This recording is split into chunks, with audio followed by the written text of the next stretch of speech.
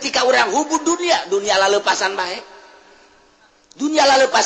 ngariung maksudna dunia ceramah maksudna dunia silaturahmi maksudna dunia bergaul maksudna dunia lepas tengah wujud tapi ketika dikallahkan aing mah dekallah bae silaturahmi karena Allah ceramah karena Allah ngariung karena Allah kukumpulan karena Allah dunia nyaremparkeun kos kitu dunia mah asal kurang diembung-embung dunia teh nyamperkeun kurang dihayang-hayang dunia mah lepas saparantosna Gusti Allah nyaritakeun tentang dosa-dosa dosa teh aya dosa gede kabair ngaranna zina mabok ngabunuh eta nukis kitu ngaranna kabair aya deui dosa teh dosa sogoir neuleuh awewe noel awewe eta mah sogoir tanu kos kitu geus dijelaskeun ku Gusti Allah tentang dosa-dosa baik anu kabair maupun anu sogoir wari instruksi ti Gusti Allah hade kudu dipatuhi ku urang kudu ditengah-tengah ku urang supaya urang aman tina larangan-larangan aman urang tina bebendu Allah subhanahu wa ta'ala cik Gusti Allah wazaru zahiral ismi wa batinah wallahu alamu bimaradi wazaru jeung tinggalkeun ku anjeun utruku tegese taringgalkeun ku anjeun zahiral ismi wa batinah dosa-dosa nu zahir dosa-dosa nu batin dosa zahir teh ala niatahu dosa anu ngedeng kadeuleu ku mata berarti dosa-dosa jasad dosa nu patalina kana awak zahir kadeuleu ku urang nomor kadua dosa anu batin nu tersembunyi sir nu aya di jero qalbu jauhan dosa zahir jeung dosa batin teh wajib kudu dijauhan kurang tinggal gitu insyaallah di zaman jahiliyah baheula zina teh zina lamun zahir eta dianggap dosa tapi lamun tersembunyi teu kanyahoan eta teh halal di zaman jahiliyah teh boga aturan kos kitu tah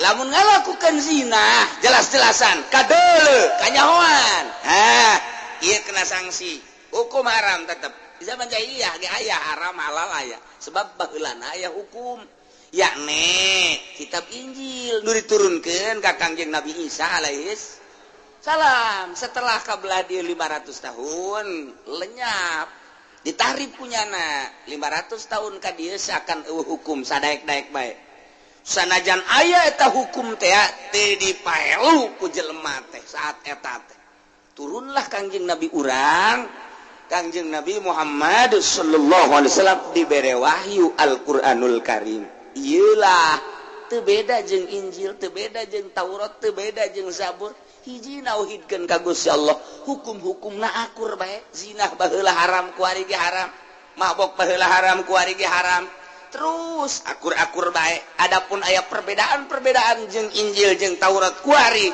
perlu dikoreksi coba Injilna tahrif apa henteu coba Tauratna tahrif apa henteu jah anu nurunkeun hukumna nurunkeun kitabna Allah keneh kecuali bangsa puru-puru nu sautak saeutik yang mungkin aya beda ngan mayoritas nama aku nih kulantaran zaman jahiliyah teh seperti eta kabelah dieuna masih keneh eta teh hukum-hukum kos kitu teh tak dilakonan zina ketika kadeuleu nah ieu kena sanksi ketika sembunyi mah teu kanyahoan cak cenah halal zina teh di zaman jahiliyah kuari di zaman SBY hampir kos zaman jahiliyah. Kuari teh aya. Hampir jasa mirip. Malah leuwih bahaya kuari. Leuwih jahat kuari. Baheula mah lamun aya anu kadeuleu kena sanksi zaman jahiliyah mah. Kuari mah dicitra Ambalaya eueuh nu kena sanksi. Dicitra Ambalaya. Tah di dinya tah. Di mana kiai tah? Di mana? Lah pokona di tah beta di tah. Di mana sih? Kawasan. Ku pake kiai nyaho eta barang liwat cangcut Ambalaya. Teu kaburu kacokot beureun ku nya. Ya Allah ya Rabbi. Ai di dia dipuri mah aman. Alhamdulillah. Artina aman teh deuk kumaha ge teu kumaha. Aduh Gusti Allah lagu ge perzinahan di urang ya Allah ya Rabb. Kumaha buang ge di akhirat ieu tanggung jawab negara terhadap pezina-pezina, perlakuan-perlakuan. Ya Allah ya Rabbi, ada ringgis jasa ieu. Nu liar ge sakitu luar biasa lobana. Anu dilokasikeun ku pamarentah khusus Ambalaya sarua. Anu geus aya, anu encan aya dek dijieun deui loba. Geus puguh di hotel mah. Geus puguh tempat rekreasi mah. Kuari Ambalaya di unggal perumahan. Masya Allah. Leuwih tibatan zaman jahiliyah. Di zaman jahiliyah mah tadi anu ngedeng mah nu jelas nu zahir kena sanksi. Lamun anu sasamaran kakarakterna naon? Kuari mah nu jelas nu samar. Masalah. Leuwih jahat. Masya Allah. Matak turunlah ayat ini. Wa zarul zahiral ismi wa batinah. Tinggalkan kumarana kabeh dosa anu zahir anu kadeulean kumata nu patalina jeung awak. Baik dosa kabair maupun dosa sagoir. Wa batinah jeung dosa anu tersembunyi anu ayana di jero hate. Dosa naon anu di hate? Dosa hayang kalem ku jelema salat, hayang kadeuleu ku tatangga salat, hayang kadeuleu ku mitoha salat, hayang kadeuleu ku pimitohaeun salat, hayang kadeuleu ku murid salat, hayang kadeuleu ku guru keur carita salat. Keur carita puasa kitu kene ria. Ieu adalah batin dosa nu aya di jero hate. Lempengkeun Allah. Nu nita salatna Allah, anu ngalaksanakeunana, nu ngamampuhkeunana, nu ngawasakeunana Allah, nu rek kaganjarna ge Allah. Ka Allah bae sia tuh. Lantaran ke urang di akhirat teh kapan dipanggil ku Gusti Allah. Prede. Abdi nun coba salatna periksa malaikat, periksa ku malaikat. Tata salat tarawih ta. Hayang naon ta salat tarawih ta? Coba hayang ka aing apa hayang kalem? Hayang kalem. Kusaha baca hayang kalemna? Ku pimitohaeun. Mana pimitohaeunana? Mana panggil? Panggil pimitohaeunana ka dinya. Tah. Ieu jelema tarawih. Liwat ka imah sia jeung deui nyana salat tarawihna hayang kalem tak ku sia ku pimitohaeun. Cak Gusti Allah titah cokot ganjaran kanu hayang di alam tah. Cokot tapi mitohaeun lah. Nama tuh teu bisa ngaganjar, anda teu bisa ngaganjar, bilukeun ka ditu. Ka mana? Itu tuh. Itu mah seuneu, ka seuneukeun. Dikanarakakeun. Batin da batin. Naon deui? Asod. Batur nu maju warungna nyana nu gering. Batur anu maju usahana anu bengek. Batur anu kabeli mobil nya nu ngap-ngapan. Batur anu kabeli deui mobilnya anu diopnam. Ieu garana hasud nu kos kitu. Ieu teu meunang aya nikmat di batur haju nyangkelik bae. Eta panyakit batin nu kos kitu ngaranna. Wari sombong. Udah kos kitu bae ku tutang kototeng. Ya Allah, mobilna jeung nyanana dibeli ku aing, kabeuli kabeh. Eta ngaranna sombong tak kos kitu tah. Bisa naon si sia teh aing ngadu jeung aing sombong ngaranna. Bukan naon si sia aing jeung aing sombong ngaranna.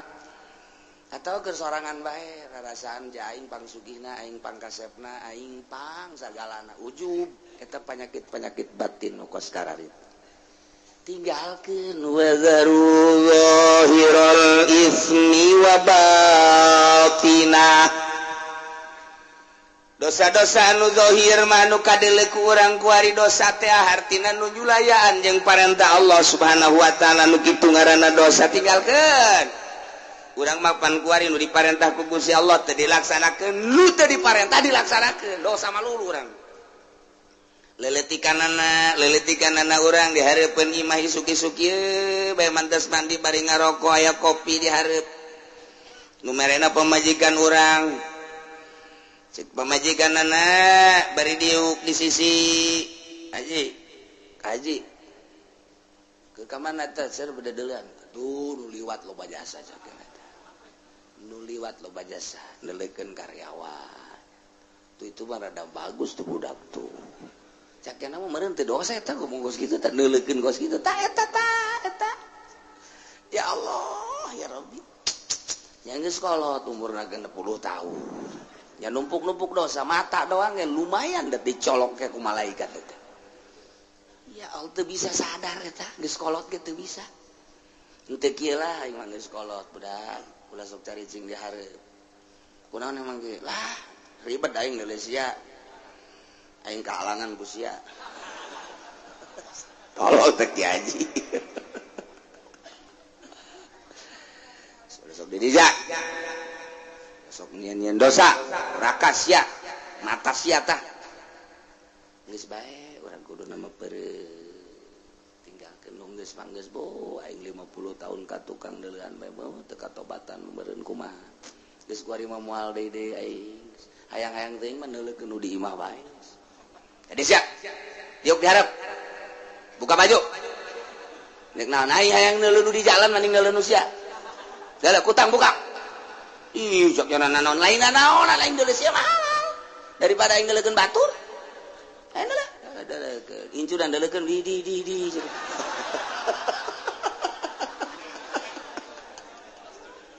aduh Gusti Allah nu agung eta mah halal dek dideuleukeun ge masalah aya nu di jalan mah haram ajnabiyah ulah di urang mah tah hesepan kuari di Arab kan rada deres di Arab mah sajore-jorena di Arab lantarannya nama pakai borongsong pan ka dieu kadang-kadang matana ge atuh teu kadeuleuan kapan make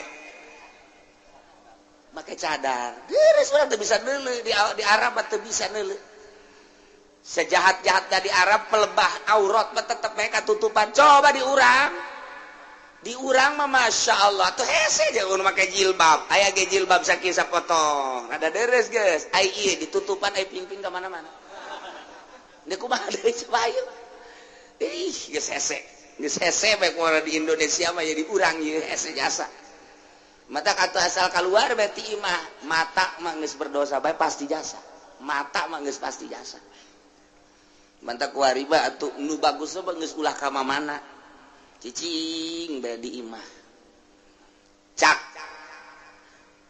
tatangga teh jeung cak murid-muridna kiai bloonnya kunaon emang bloon nya na ditahan ulah ka mana nya na ka mana bae kiai da si tolol ka mana bae jakuari mah dek kiai dek teh saha asal geus loba keluar we pasti bae neuleuh aurat ajupan ieu hatena encan bisa aja encan dimimitian dijaga pan kunyana encan dimimitian dijaga encan dimimitian di naon kitu ngaranna di lempeng-lempeng hatena ai kitu mah nu geus tapakur sering gitu ngabebener hate ketika aya beureum atawa teu melu rada deres pan encan nyanana encan ke arah batin asal neuleuh nu geulis atuh aya sir asal neuleuh nu goreng cak ate teu resep tamah padahal tak kikituan teh doraka pan itu mah hideung itu mah pendek eta doraka pan kos kitu teh cak Allah pan eta buatan aing kabeh kunaon atuh sia ngagoreng buatan aing lain hayu ku sia disyukuri kadanan sia atuh ku syukuran mah ulah-ulah ngomong janjieun teu becus atuh pan sia mah padahal buatan aing urang tapi teu sadar pan kadinya satungtung urang can ngaberesan hate kitu bae urang deuleunan naon ge aju kadeuleuh bae pan ku urang Urang naik angkot kebeneran jeung si Mbak make rok mini pandidinya sanajan urang make sorban dideulekeun bae tadi komo mun teu make sorban sakilang make sorban bae cakate di udah seutik deui tah asana urang make nyere mah disingkapkeun ku urang eta kumaha alaqora zahirul ismi zahir dosa lu zahir eta kakarak mata doang masyaallah encan cili encan kebelah ditunah hatu ayeuna mah kitu main catur encan main gaple main remi encan main bola kebelah dituna encan gegendengan jeung awewe encan kebelah dituna mah kholwah jeung awewe di kamar kebelah dituna mah kabair mawaan simba zahirul ismi wadar tinggalkeun wa batinah inu hese mah tarolah nu zahir mah beureun ai ustad-ustad teuing mah nyana kajaga ku ka ustadan tad ban kitu resep daek atuh aing mah ai daek mah daek we geus aing korep ustad pan geus lain ka Allah nyana ge sarua lain ka Allah teh ge isharam teh teu meunang Allah berarti teh mah kadeuleuh ieu mah lain tuh aing pan ustad budak kumaha cenah lamun aing mah mawa kos kitu eta kan eta kos kitu teh geus teu bagus eta jadi nyana teh kahalangan ku ka ustadan lain ku Allah jadi nyana mah sieun geus sieun digorengkeun ku manusa lain ku Allah sanajan kos kitu rada deres belah heuladanna rada deres belah daripada diomong di ta ustad-ustad ngeboncengan si mbak aing mah karena Allah lillahi ta'ala Allahu akbar ustad tolol aduh Gusti Allah ya sejasa ya sejasa ya jauhan dosa ya urang ya Allah ieu kakarak dosa zahir doang komo dosa batin mah nu nyaho iwal ti Gusti Allah meureunanan ieu dosa urang ria teh ujub teh takabur teh nu mantak itu dipetakeun teh dosa teh di dieu aya latifatul qalbi di dieu teh aya nafsul lawamah al-lawam al-hawa al-makruh al-ujbu al-ghibah ar-riya az-zulmu al-kidbu al-ghaflah nah eta teh nu kudu dipiceunan lalaunan ku urang bari merenung ka Gusti Allah miceunan laom cuad-cawad ka Gusti Allah miceunan hawa miceunan makruh miceunan ujub terus bae ku urang aya ti dieu teh handap ka dieu nafsul ammaratu bisu nafsu ammaratu bisu teh naon ieu teh eusina teh nah al bukhlu al hirsu al hasad al jahlu al kibru as-sahwat al godom eta kan kudu dipiceunana ieu penyakit-penyakit batin teu kumaha miceunanana nya hoge pan encan urang meraktekeunana ge kapan encan nu mantak ketika jol teh urang geus aya tupukar tapakur langsung bae resep jeung teu resep pan eta mah ngaranna syahwat ari geus bakan ku urang diomean ketika aya nu resep dadamelan Allah daek sih tolol kene we teh kiai blon tapakur ku tapakurna teu bener tapi rada deureuk ketika mangyan sakitu bae mantak atuh sanajan kuku bahagia tetep bae ka Allah boga pikiranna kieu atuh nyana-nyana urang-urang lantaran jasana jan dideulekeun nyana can puguh daekeun jeung dina daekeun ge jaing mah teu maksud kan mantep kan mantep dideulekeun resep eta mah syahwat lah ulah atuh pan urang na geus terus-terusan mikiran tafakur jadi aman ketika urang neuleuh di kota nya paruti nya bagus nya laluis tapi lamun urang ku nafsu mah bagus amat nafsu kan resep amat nafsu kan tapi lamun kurang dipikir mah jieu atuh nyana-nyana urang-urang kunaon dideulekeun jasana jan dideulekeun nyana can puguh daekeun di jan dina daekeun ge jaing mah teu maksud deuk naon dideuleut atuh ngadoraka-doraka saha tadi kota nu boga pikiran kos gitu ayo coba ye sabaraha ribu jelema teu ceuli anu kos gitu bae ge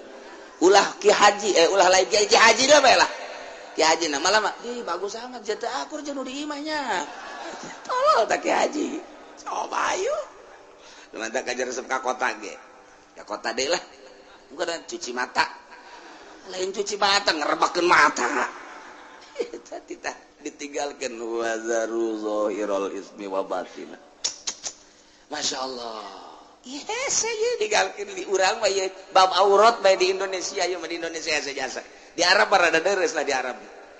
Di Arab mah rada diris rada. Mentak eta urang hese jasa ketika tawaf. Satu sisi urang teh dititah tawaf. Satu sisi urang tawaf teh babarengan jeung awewe. Tarolah ai ukuran ka sentuh jeung awewe mah urang bisa taklif ka mazhab lain. Ketika orang teu bisa ngamankeun wudu urang bisa urang taklif ka mazhab Hanafi. Nu bagus berarti wuduna keneh lantaran eta mah sapaket ngaranna. Wudu teh jang toab. Jadi toab jeung wudu sapaket berarti kudu ti wuduna bagi anu ngarti. Tapi lamun nu teu ngarti wuduna wudu Syafi'i toabna toab Hanafi pembatalanana ja bodoh teh atuh teu naon ja bodoh mah da yang dituduh-tuduh emang bodoh bae. Bodoh ieu cenah kula mah bodoh neuk dibawa ka kuburan bae kieu cenah mah. Hook, tolol, bodoh hook. Teu bisa. Sapaket mah wudu jeung salat jeung toab sapaket. Nah, kuduna ti wudu heula taklif ka Hanafi kemudian jeung toab namun bisa. Nah, belajar kurang bisa. Eta mah gampang. Ketika orang antal jeung awewe gampang, tama taklif dia geus ka Hanafi teu batal. Tapi miceunan resep mah itu budak geulis amat hese. Aduh, itu orang Libanon bangun irungna mancung jasa. Lain babacaan innal afwa wal afiyah.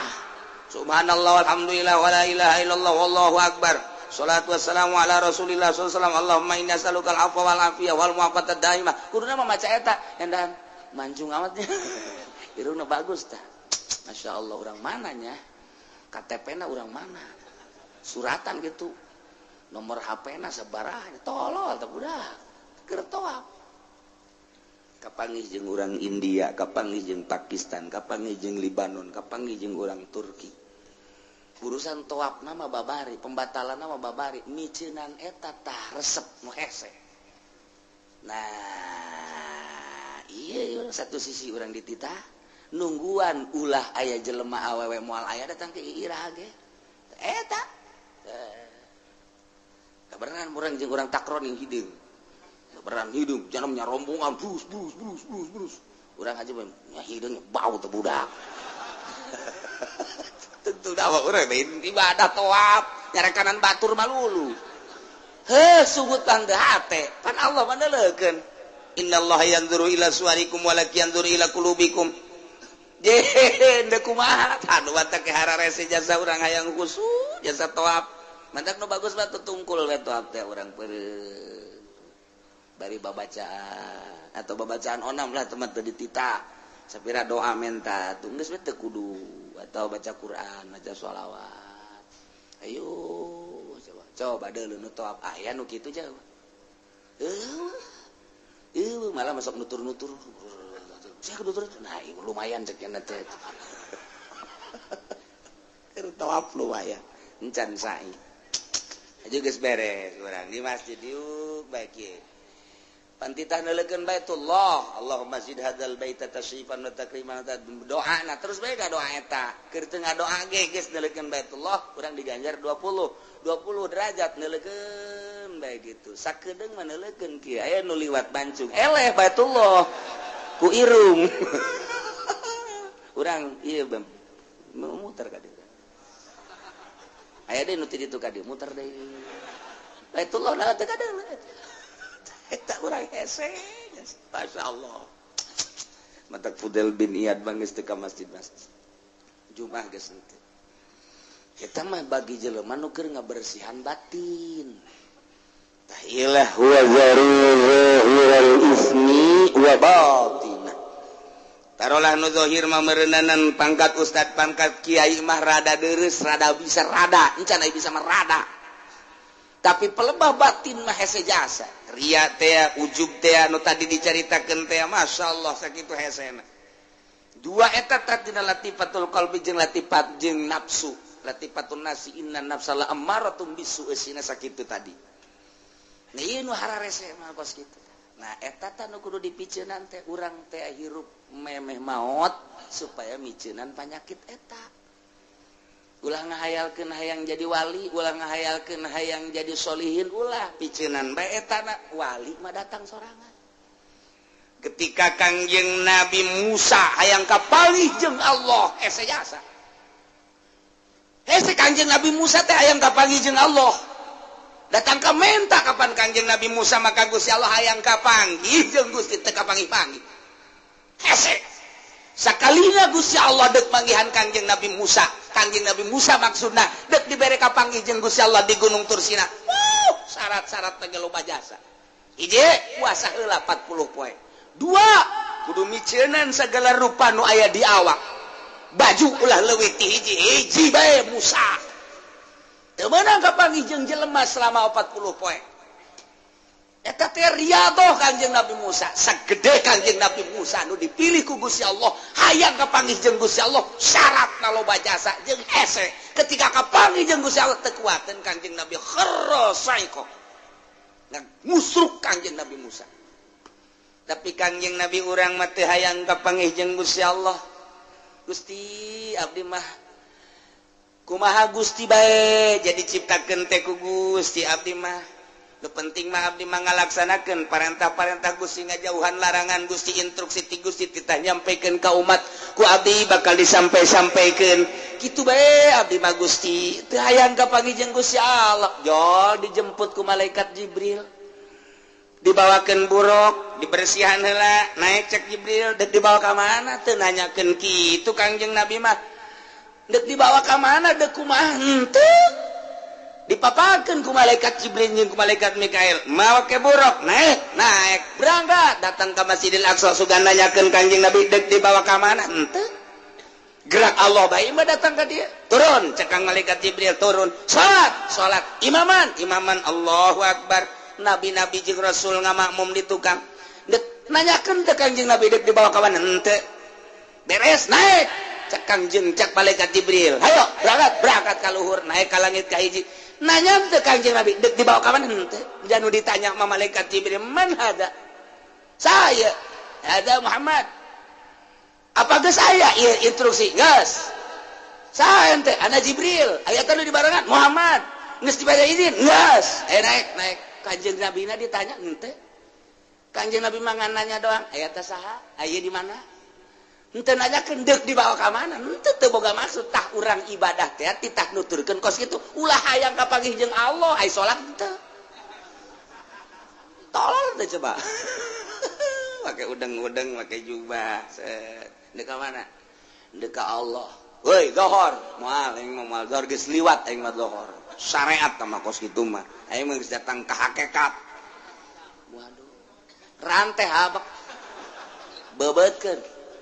Lain kita, iya beda Kanjeng Nabi Musa dipanggil ku Gusti Allah setelah hayang teu kuateun Kanjeng Nabi Musa. Kanjeng Nabi urang mah tenang bae sebab naon teu hayang ngan ngalaksanakeun parentahanana. Begitu datang ka Sidratil Muntaha malaikat Jibril mah teu kuat cek Kanjeng Nabi Jibril atuh bareng jata tarina bareng lain wilayah kula mah ngan datang ka dieu doang cek malaikat Jibril naik bae ka dieu kula mah ajur ceknya. Jadi ulah sok haju ngeleuwihan wilayah ulah. Sing hade. Wilayah tadi geus satu cek balik ke Kanjeng Nabi tungguan we di dah. Naik Kanjeng Nabi mah sorangan zet, berarti luhur jasa Kanjeng Nabi pangkat dibandingkan malaikat Jibril ge. Sugan hayang henteu. Jata mah dibawa ku Gusti Allah teh. Nu mantak cek Sidina Ali.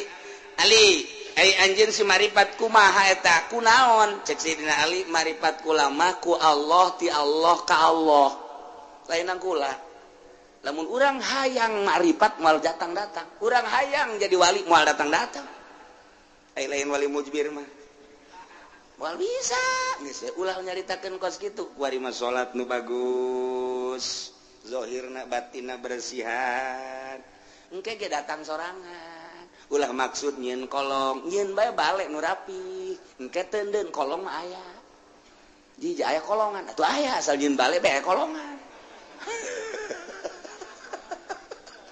ulah maksud nyeun kolong ai balena teu rapi teu lain kolong ngorosot bae mah kahandap poe mah nyeun bae bale nu rapi kolong mah pasti aya. Nah urang ge ibadah teh rapihan maripat engke aya sorangan ulah dihayalkeun mantap kamari jelema cenah hayang jasa manggihan Lailatul Qadar datang ka kiamat moal. Teu bisa dihayang-hayang, diintip emangna si mbak diintip. Intip Lailatul Qadar cenah di lapangan. Lapangan mana? Citra. Ya Allah. Intip Lailatul Qadar di Citra sia mah. Waduh. Atuh kapanggih teh mangke. Jeung naon? BH tah mah. Ulah dihayal Lailatul Qadar mah ulah dihayal-hayal. Hayang mah hayang bae ngan ulah dihayal-hayal. Atuh bersihan bae batin. Lailatul Qadar mah datang sorangan. Da Lailatul Qadar mah terus bae diturunkeun jeung kapanggihna jeung jelema nu bersih daripada urang ngahayal-ngahayal ulah. Engke ge Lailatul Qadar waliullah kapanggih jeung Lailatul Qadarna beda-beda. Aya nu keur salat, aya nu keur di kamar, aya nu keur maca Quran, aya nu keur ngobrol, aya nu keur diuk bae, aya nu keur di jalan. Atuh kumaha bae eta Gusti Allah nu mere. Anu penting bersih hate. Ai urang mah aya hate teh dibersihan, aya Lailatul Qadarna diintip. Oh, blow on. Bersihan batin Lailatul Qadarna ulah dihayal-hayal asal batin bersih bae Lailatul Qadar menyorot ka urang sesuai jeung kebersihan urang tuh nu mantak Kangjeng Nabi majat teh hayangan kapanggih jeung Allah dibere dengan mudah kuat. Kangjeng Nabi Musa mah hayang jasa kapanggih jeung Allah lillah ka kapanggih jeung make syarat kitulah carita jelema nu endek makrifat ka Gusti Allah teh nu endek usul ka Gusti Allah teu kudu dihayal-hayal laksanakeun bae mulai syariatna naik urang ka tarekatna engke ge hakikat bakal aya sorangan asal geus datang ka hakikat bae ge geus nikmat neuleuh naon bae Allah dina harti urang teh kagambar bae ta Allah teh geus teu sieun ku pejabat teu sieun ku rakyat geus teu kabita ku dunya hiji bae Allah geus mantep tah lamun geus kos kitu tah nah eta kudu eta iya konsepna wazaru zahirul ismi wa batin picenan gerate dosa zahir jeung dosa batin carana kumaha atuh kiai miceunnan teh tinggalkeun secara zahir istighfaran sungut urang istighfar qalbu urang tobat memantak tobatna per detik tobat bae tobatnya per detik terus-terusan tobat teh sehingga tobatnya jadi makom geus belajar heula tobat engke jadi bisa lamun geus bisa jadi ahli lamun jadi ahli tobat ieu deuk di mana bae ge ku ari datangna dosa teh geus moal bisa lantaran geus ahli tobat geus belajar heula ku ari urang tobat mimiti zahir istighfaran make sungut mata istighfar astagfirullahaladzim tujukan ke mata astagfirullahaladzim ya Allah abdi hampura Gusti tina dosa mata teh lain nu abdi tapi nu Gusti kemudian dibikeun ka abdi hak supaya abdi teh bisa neuleuh ku ari nu dideuleuna makhluk Gusti ieu mata nu abdi dipake ku abdi ieu mata nu Gusti dipakekeun ka abdi hakna sakadar neuleuh nu dideuleuna ieu makhluk Gusti hampura Gusti tina dosa mata lantaran abdi neuleuh ka makhluk Gusti poho ka Gusti sebagai nu bogana geus encan urang tah tobat kos kitu encan atuh di mana menang Lailatul Qadarna moal bisa hiji terusnya per detik hampura Gusti eta mah teu kudu di masjid kita kudu di masjid tabakos gitu mah di jalan di mobil terus baik urang keur naik mobil di hareup teh neuleuh awewe di sisi jalan putih amat taping-pingna ya Allah dosa langsung astagfirullahalazim sugan bae di hareup aya nu leuwih ti kitu tolong lain tobat glot astagfirullahalazim Gusti mata abdi cikeneh pakai neuleuh awewe aya hasrat Gusti hampura Gusti ieu mata teh lain nu abdi nu Gusti engke bakal dibalikeun ka Gusti ku Gusti bakal ditanya eta nu aing dipake naon ku sia cikeneh abdi neuleuh makhluk Gusti pohoan ka Gusti abdi ciptaan Gusti mata ciptaan Gusti neuleuhna ieu hawa nafsu abdi nu dideuleuh makhluk Gusti abdi resepna hawa nafsu abdi hampura Gusti moal kaburuna naon asana urang lamun kos kitu bae tah moal kaburu geus moal kaburu bae ieu mah lain kitu sia atuh dihareup wah galauna kenceng teh kunaon loba jelema tah mantep tah heureuh hese cuci mata heula dideuleukeun urang cak Allah teh ayeuna naonan sia paneta mata nu aing engke sia bakal balik ka aing ku aing ditanya sia aduh sia lamun teu tobat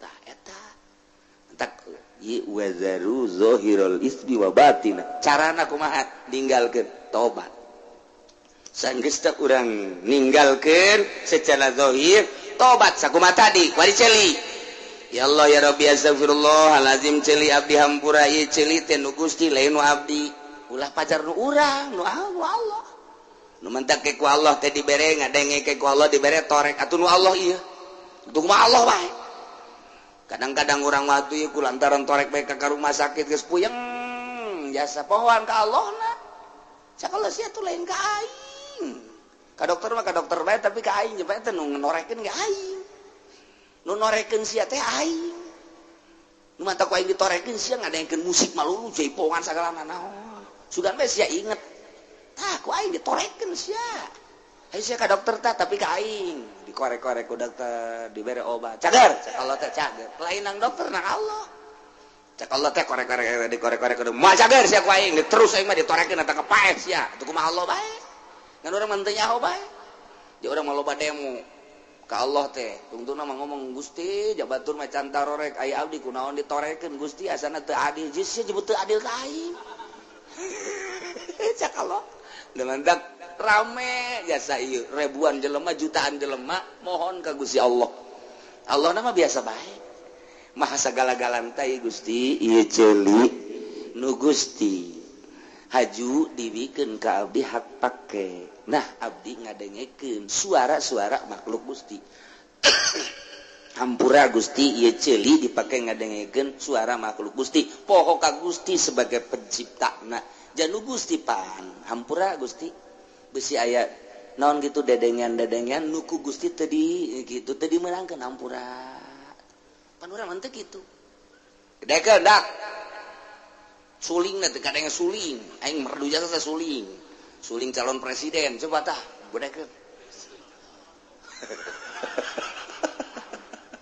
presiden urang boga gitar mantap jasa masyaallah suling aya dinya gitar aya dinya nek mimpin negara boga gitar boga suling boga organ segala rupa mantap jasa ieu satuju jasa lah urang mah geus nyana bae jadi presiden lah ha irung guari hampura Gusti irung nu Gusti teh irung loba jelema anu dioperasi polip irungna lantaran aya gangguan nah ieu abdi mah normal Gusti pake ngambean oksigen Gusti di samping oksigen Gusti ieu teh pake ngambean sagala ambean nu seungit nu bau jeung sagala rupa Gusti ieu teh nu Gusti hampura mun abdi poho ka Gusti sebagai penciptana zaru zahirul ismi wa batina mulai ieu endek wa batinah teh kikituan heula teh hese eta kos kitu teh hese hiji-hiji terus ka sungut terus ka beteng terus ka dubur terus ka kubul terus ka suku hampura Gusti ieu suku teh pake lelengkahan bae duh ieu ngalengkahna ge ieu sabenerna mah tanah gati Gusti anu ku abdi di lengkahan taneuh Gusti ya Allah ya Rabbi Gusti hampura abdi ngalengkah di luhur tanah Gusti besi ieu lelengkahan abdi teh sesuai jeung aturan Gusti hampura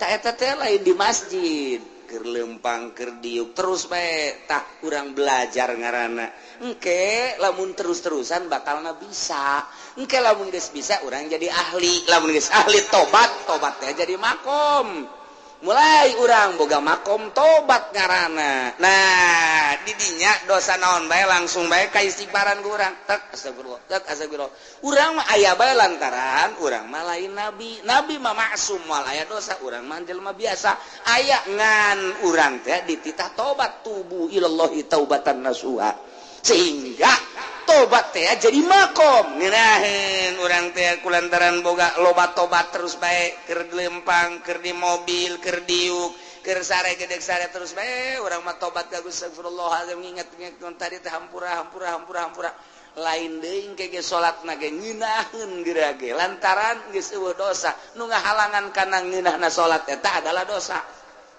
ketika eueuh dosa salat hampang Allahu akbar Bismillahirrahmanirrahim. Sami Allahu akbar. Ku hampang-hampangna zuhur ge 2 rakaat.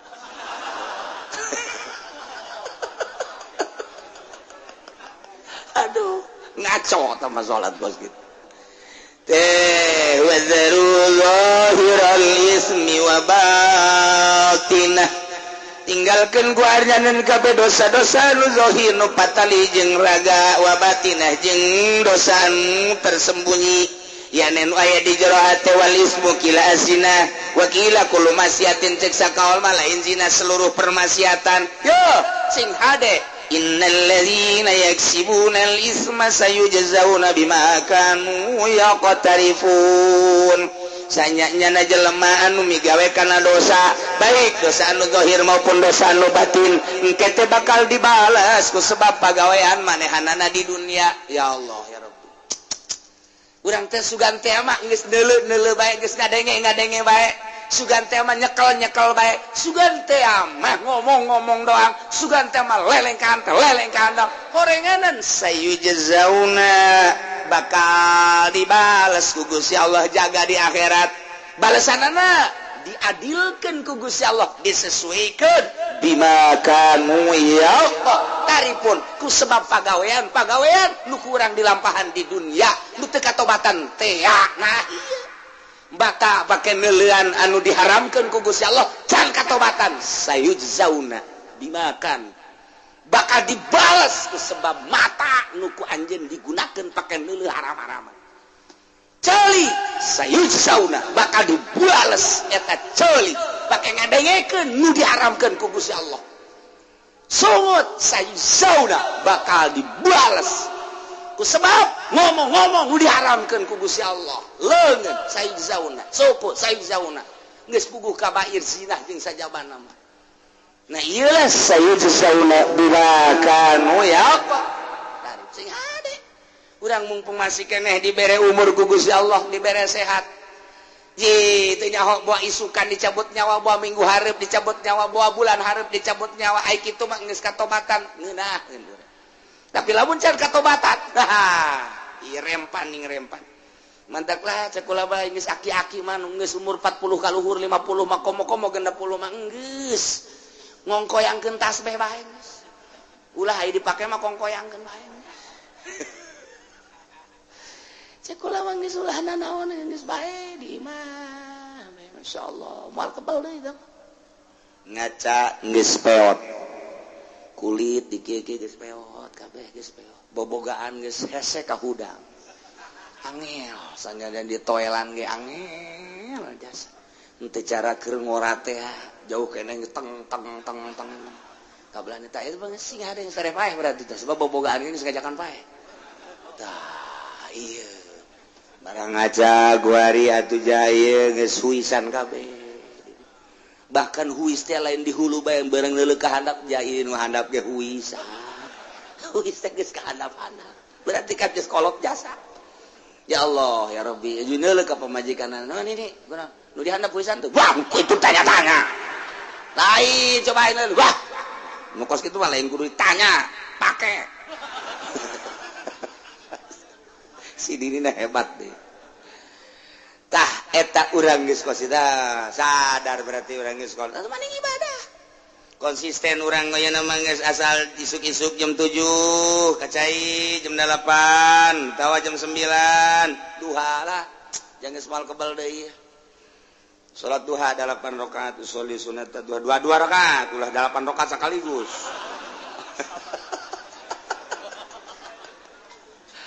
dua rakaat Allah tenang panggil ke orang anak orang itu kontrakan itu tuh jang sia itu tuh toko-toko tuh jang sianya guys emang abang dekat mana abang mau kembali lah tuh sekolah ieu tapi tetap bagi dua sia ngalaksanakeun store ka aing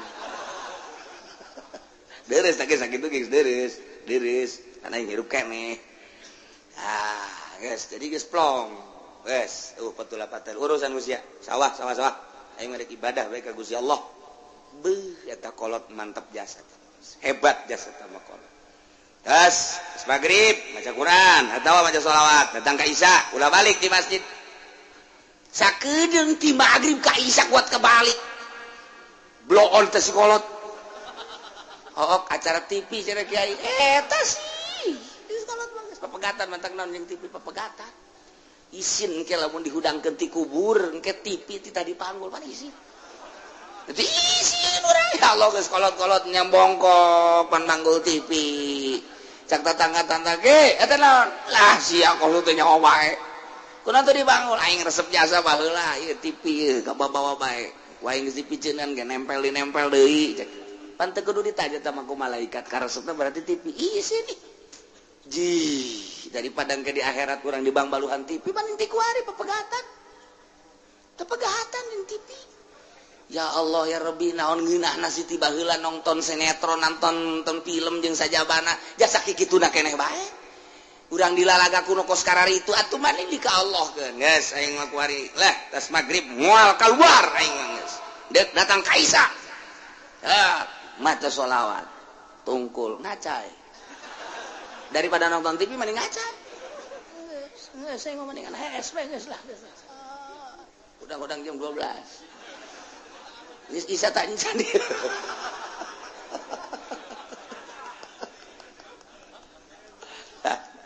Ikir cerita wazaru zahiral ismi waba. Tinggalkan dosa zahir dosa batin. Mentak ieu hese ieu pelebahan micenan batin mah eta teh anu kitu ngaranna guru toriko.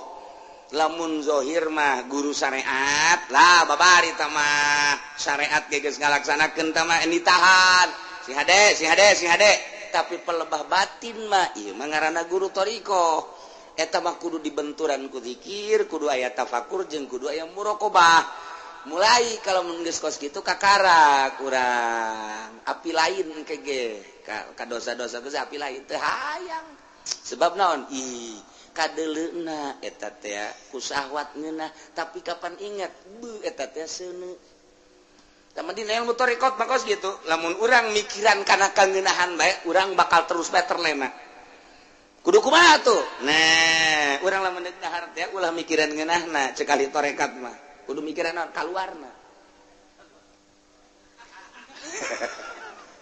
artina kaluar kumaha eta nu kaluar ti bujur bagus tah depan jorek.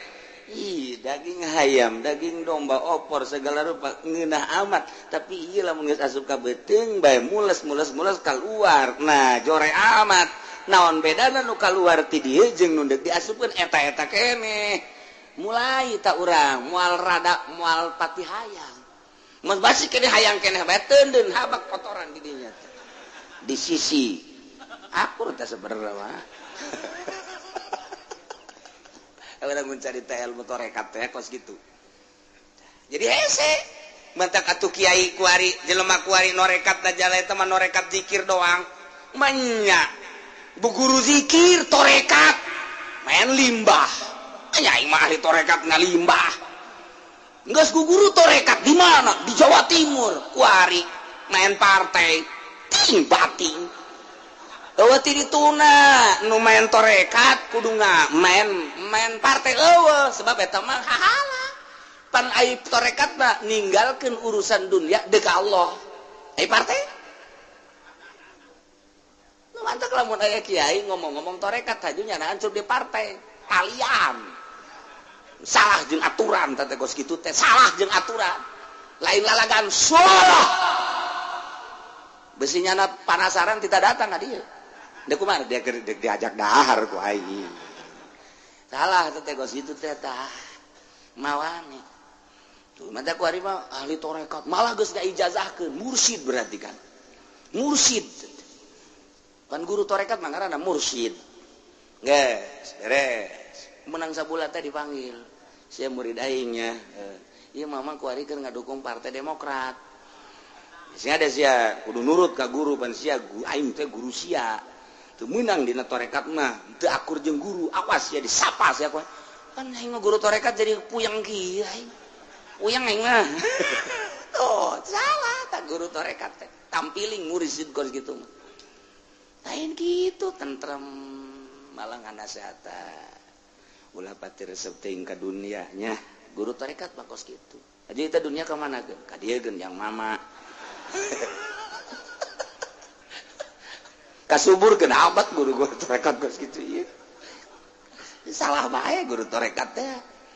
Layahna di stop heulanan. Aya dunia nu aya ka masjidkeun ka musolakeun majelis taklim pasantren ayo kita sarukeun besi kaburu pae eta bener tah ketika ngabangun pasantren nu batur bendunya sia teu ngarti maksud pasantren teh lain batur anjing goblok sih guru tarekat belon deui bae hayangna kanyana bae ulah ka batur ih jelema tolol coba tak hese dengan nu mursid teh geus ulah guguru heulanan ku ari mah deuleuh heula jelemana zikir teh berarti zikir biasa bae heulana nah ieu maksudna naon ieu tatitahu wazaru zahirul ismi wa batinah keur zahirul ismi mah babari tapi wa batinah ieu nu hese ieu masyaallah capek jasa udang dipeting teh ku harina pakuran nu ditapakuran teh nikmat-nikmat ti Gusti Allah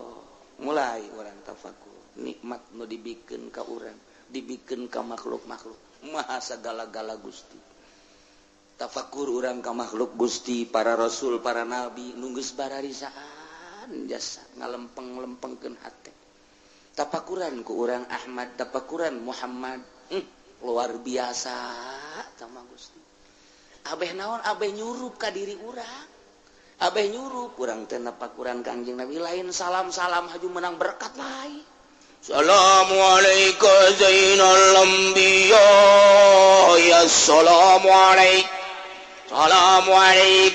asqal asqiya ya assalamualaikum asqal asqiya ya assalamualaikum min rabbis samai beres balik berkatna aya cek aji podol sial kaing di bae asana ieu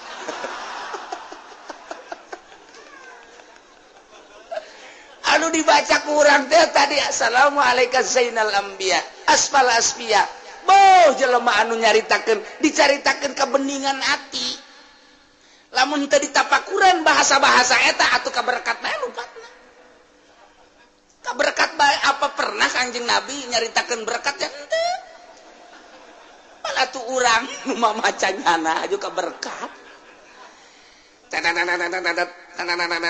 mobil teu daekeun leumpang ieu naon ieu panitia da teh horenganan amplop poho mobil teu daekeun barang amplop oh ieu kiai hadena ge can berangkat cek teh ieu ya amplop jatah aju tokcer bae sial ta mobilnya hoan jasa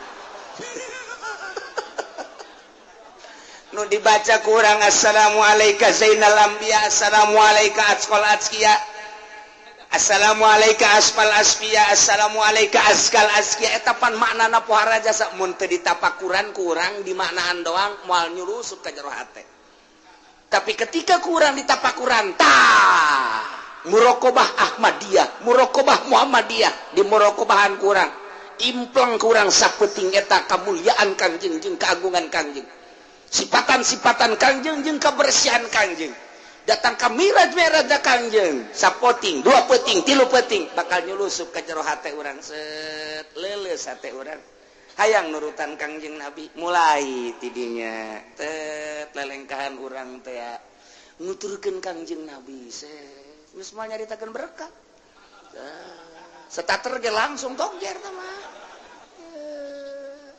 oh itu saya pemuraqabah ngan hese nah iyalah nek micenan zahirul ismi wa batin di bulak-balik teh kurang geus sering urang lah ngaji mah ieu tapi ngabersihan praktekkeun coba supaya urang rada beda hirup urang oh renungkeun ku urang merenungkeun nu aya di urang bae heulana ulah pejauh-jauh urang bae encan guguru urang mah tarekat teh encan merenung mah teu naon napakuran beuh eta guru urang abuya tiloka mamana nya nama berarti geus betaheun jasa sorangan aya naon eta di dirina mah teu betah sorangan ge nyana di imah sorangan bae gawena naon beusi ke urang nurutan nyana ai nyana mah maca Quran ai urang mah nonton TV beja tanyakeun eta si abuya nyana sorangan bae oh nyana mimiti salat duha aju ngaji terus oke salat terus ke istirahat ke ngaji deui ke salat deui terus kapetingkeun terus baca Quran terus reup sareng terus udang salat deui terus gitu bae Oh jadi ibadah besi kayak diturutan cicingna doang. Aju orang beli TV buat tuh mantep ima TV dua abeh nurutan abuya teu ka mana-mana. Tepan tolol eta kos kitu tah. Nah, tafakuran. Eta kakarak sapangkatnyana komo Syekh Asnawi meureunana. Eta sapangkatnyana komo Syekh Nawawi meureunanan terus dipikir ahli-ahli Allah. Nu mantak salapi bakos kitu. Lamun urang mengkol kalain salapi nurutan nu lain salapi. Wih kiai anu mah bisaannya ngabangunna hebat eta. Menang di mana? Di nya mah pan proposal aya pan koneksina. Saha koneksina? Si hayang emang atuh hayang waukeun atuh aing. Hayu jeung aing. Mulai itu. Asal napakuran kadinya resep kadinya arahna. Tapi lamun napakuran wali minimal urang teh bau wali. Bau wali. Digusar digeser. Nah, iya urang mah keur carita wa zaru zahiral ismi wa batina. Urang resep dunia lalaunan moal bisa sekaligus ulah resep kepemimpinan hubur riasa. Lalaunan heulananan. Lamun urang resep jadi pamimpin cilaka. Begitu urang nyalateun aing asana jadi imam. Aing asana jadi imam sebab aing kolot. Epek henteu sial geus goblok. Aing udang-udang geus pasang nya kolot teu ditunjuk jadi imam tolol. Mulai ngomong dak engke-engke deui nyalateun nu kolot itu jadi imam ulah budak tolol sia mah teu nyahoeun meureunana hubur riasa. Tapi lamun eueuh hubur riasa mah ji atuh keur ditunjuk bae alhamdulillah keur henteu na bae sapirane angan ganjaran jeung sholawat. Ngarentet deui bae di polisial cenah ka aing deui bae. Aduh Gusti Allah nu agung. Teh. Eta teh sapira ieu menangan ridho Allah, bebas-bebasan bae. Masyaallah, malah mah aya embung di jero hate teh ya. Lantaran teu aya resep. Nu mantak lamun teu aya resep malah diangkat. Man tawaddu rafa'ullah. Lamun jelema tawadu diangkat ku Gusti Allah. Gara-gara urang henteu tawadu dibebaskeun ku Gusti Allah. Eta tah micenan hubna tah, micenan hubur riasa. Ketika urang hubur dunia laleupasan bae. Dunia laleupasan bae, ngariung, maksudna dunia ceramah, maksudna dunia silaturahmi, maksudna dunia bergaul, maksudna dunia leupas. Teu ngawujud. Tapi ketika dikallahkeun aing mah dikallah bae silaturahmi karena Allah, ceramah karena Allah, ngariung karena Allah, kukumpulan karena Allah, dunia nyaremparkeun. Kos kitu dunia mah asal kurang diembung-embung, dunia teh ya nyamperkeun, kurang dihayang-hayang, dunia mah leupas. Tah cenah ku aing dek diembung-embung dunia coba hayang nyaho, kumpul henteu. Barang ku nyana diembung-embung teh teu kumpul-kumpul. Babeja aing jak geus embung ka dunia pan teu kumpul-kumpul atuh diembungan atuh haju ku nu diana henteu atuh pas. Pan sia embung ada dunia, aju dunia da eueuh, atuh pas. Tadi lagi embung aing maksudnya lain gitu embung sote supaya kumpul atuh bohong berarti tah ieu mah embungna teh bohong atuh Allah ge maha uningan goblok sia cek Allah teh embung ge hayang sebenarnya mah jadi teh ilas embungna nu beneran dunia bakal datang jadi na datang lagi nya mah geus teresepeun ieu nya teh cobaan ti Gusti Allah sia bener henteu embungna dicoba ku Gusti Allah. Lamun jelema nu embungna lalagaan dunia teh ya dieuweukeun ketika diayakeun serinyana atuh bohong berarti. Jadi mah dunia una embung datang dunia dicoba ku Gusti Allah. Masyaallah mantap sia deh.